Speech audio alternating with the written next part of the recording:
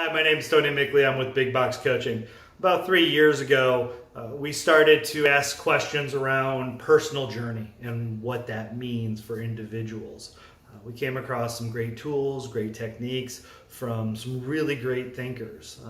These are tools and techniques that we incorporate into our coaching practice even to today. But one of the challenges that we've had and that we came across was, what does personal journey mean? What does that mean for somebody who is focused on a life journey or a work executive journey or a business journey or even a career journey? What does that mean? What does the journey look like? And those are where some of the challenges came into, is that if you talk to individuals around what is purpose, what is passion, what is inspiration, what does that mean? You get different answers. In fact, you get different answers and definitions based on where somebody is in their journey, maybe even their age, maybe even their status or what's going on in the environment. And the model always changed.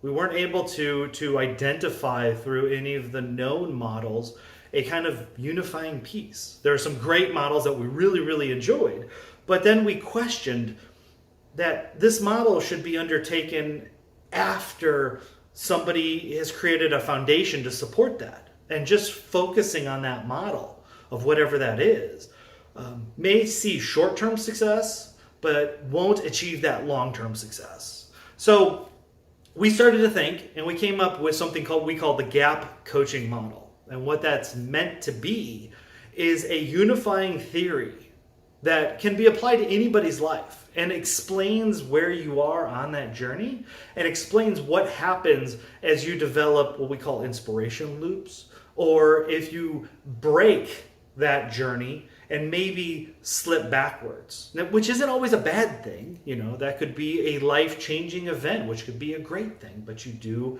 have to kind of reset on that journey. Now, from the high level, gap. Growth is the G. A is for associations, and P is for preservation. And what that means is that preservation layer, that's your basic layer. We've modeled this in front of kind of Maslow's law of hierarchy of needs. And that is from his thinking of what it means to survive and thrive as an individual. So with that preservation layer, that talks about stress management, financial management, organizational management, safety, security, all those basic needs for you as an individual, as a person that needs to just be present and to allow you to grow off of that foundation. We really see that preservation stage, that level, as a foundation that you can build upon. Now, one thing with this model is you don't have to go from one level to the next. It's really a effort-based kind of model. Is that where are you putting that effort, and does it make sense? Are you keeping a balanced life? So again, preservation. Real basic. It's the basic needs you need to be happy. And that's kind of the goal. That's how you transition to the next level, is through that happiness. The goal of the preservation layer is just to define your purpose. Now, that purpose should make you happy, but it's not the end be all state. Defining purpose just defines direction of where you're going. And that can change. So one of the things we thought of is, well, if you're defining purpose, is that something that is, for all time? No, it's not. It's that purpose of where you're at that point, and it makes you happy. You build off of that happiness, you go to the next level, which is the associations. Now, associations is people, is connections, is networking. It could be a significant other. It could be friends. It could be coworkers or colleagues, or even, like I said, the networking as well. So that second layer is that associations layer. Now, we approach that as well. We have the questions of, well, do you really need to have these associations? Can't you do it yourself? Can't you go it alone? Then yes, you can. Again, it's not you have to do this, but associations, those connections, those social connections, those bonds that we create make us stronger. They speed us to growth. They speed us to inspiration. They help to give us insights that we can't see ourselves because we're kind of in that moment and in that now. It's like having friends. Some of your best friends are those that are willing to tell you, hey, look, you got some food in your teeth, and to let you know because you can't see that. So that's what we said with associations. It's so important. Now, this is meant as a kind of an overview of the model. We'll be producing other videos to get into the specifics. When you talk about leadership, when you talk about executive presence and executive leadership, it's the associations layer. That is right there at that level. That's where leaders will spend most of their time. Make sure your team has purpose. That's finding the right people for the right seats on the bus. That's purpose. Now, next level is associations, is building that culture and building passion. That's the goal of that level, is to build passion. So you have purpose, your preservation, you have purpose. It's making you happy. Now, you have associations. And the whole point is to develop passion, to become passionate about what you do. Now, this is where you can step back to purpose. Maybe that purpose you have is not driving your passion. You like it, it's great, it makes you happy, but you're not passionate about it. You may have to revisit, go back and revisit your purpose. That's perfectly fine, and you see that in the model. But once you develop passion, through associations, maybe you're a leader and you're developing passion in your teams or in your business, you then use that to become self-aware. Or again, from a leader, have your people become self-aware. And that drives into the third layer, which is growth. And you go from this passion, and then you move into inspiration. And that's the key, and that's where we started. So many coaches and so many people talk about inspiration. You need to be inspired. Be inspired to get out of bed. Be inspired every day. And it was a challenge. What does that mean? How do you get inspired?